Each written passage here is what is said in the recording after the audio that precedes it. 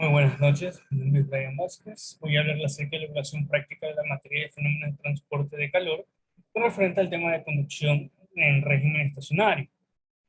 Como objetivo, he colocado establecer un modelo matemático de una tubería mediante la ecuación unidimensional de transferencia de calor, con la utilización de un software de ingeniería como el ES para su respectivo análisis.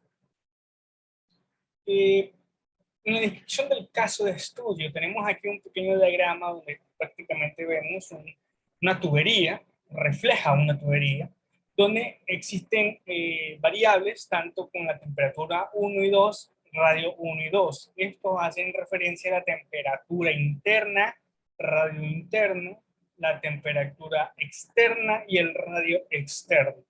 También tenemos la variable L, que es prácticamente la longitud del tubo. Aquí el código empleado en ES tenemos ya los valores fijos, donde el radio 1 vale 30 centímetros, el espesor, ¿verdad?, de la tubería es de 6 centímetros, el radio 2 es la suma, perdón, del radio interno más el espesor, en la longitud del tubo, que es de 3.5 metros, la temperatura interna y externa, que es prácticamente de 69 y 17 grados Celsius.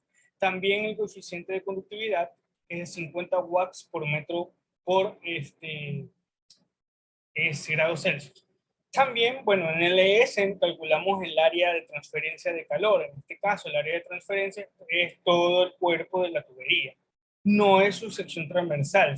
¿Por qué? Porque a lo que va el flujo no existe transferencia de calor en dirección del flujo, sino perpendicular a él. Y la única superficie de contacto perpendicular a dicho transferencia de calor es el cuerpo del tubo. También tenemos el coeficiente de transferencia de convección interna y externa. Aquí nosotros hemos bosquejado eh, en la ecuación de transferencia de calor y acá tenemos dos códigos semejantes. El primero es para poder determinar, ¿verdad?, la temperatura, o bueno, reflejar la temperatura conociendo, ¿verdad?, los valores de frontera. Sin embargo, si no se conocen esos valores, se puede emplear la siguiente ecuación realizando un estudio paramétrico fijando valor, es decir, para cualquier R, ¿verdad? Acá vemos los resultados, aquí vemos los resultados, vemos que empleando la primera ecuación, conociendo los valores del R1 y R2, ¿verdad? El ES coge múltiples puntos, es decir, toda la mayor cantidad de puntos que existen entre esos dos R's, ¿verdad? Siempre y cuando la temperatura vaya cambiando también. Y también tenemos que en el caso de cualquier R, nosotros podemos fijar manualmente en el ES dos valores de R, tanto inicial y final, y el RS los equipara a una distancia equivalente entre todos los valores, y luego se realiza dicho estudio paramétrico resolviendo el ES.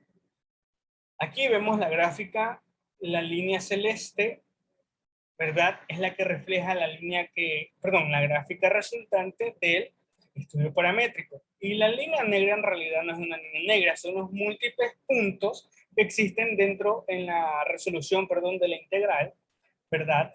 Y si se dan cuenta, hay como una mejor aproximación en los puntos. Y eso hace factible mejor a este tipo de procesos. Como análisis de resultados tenemos que la transferencia de calor para este sistema es unidimensional, no hay generación de calor, el diámetro interno es inversamente proporcional al radio externo, es decir, si nosotros incrementamos el diámetro interno, ¿verdad?, de la tubería, esta va a tener menos posibilidades de poder estar en contacto, ¿verdad? Por lo tanto, la temperatura interna va a disminuir. Luego tenemos que la variable del espesor y la temperatura interna, perdón, son inversamente proporcionales al flujo del calor que viene desde la superficie interna y que viene desde la superficie externa. Esto puede ser algo confuso, ¿verdad? Pero en sí es algo que refleja las suposiciones que nosotros hemos establecido al realizar este tipo de ejercicio. ¿Ok? Que son, bueno, por lo menos la suposición es que el sistema es unidimensional, que es estacionario, que la conductividad, ¿verdad?, del La conductividad del material va a permanecer constante, pero eso ya depende ya de muchas cosas más. Y también que el flujo de calor es unidimensional. Bueno, conclusión, tenemos que se logra determinar el modelo matemático, el cual permite conocer la temperatura del sistema que va cambiando para cualquier radio o para un radio fijo, perdón, para unos radios fijos, determinando además el análisis fundamental para la resolución de los ejercicios de transferencia de calor, que es muy importante siempre. Y bueno, eso es todo. Y nada, recuerde que la seguridad es lo primero y siempre tienen que usar mascarilla. Muchas gracias.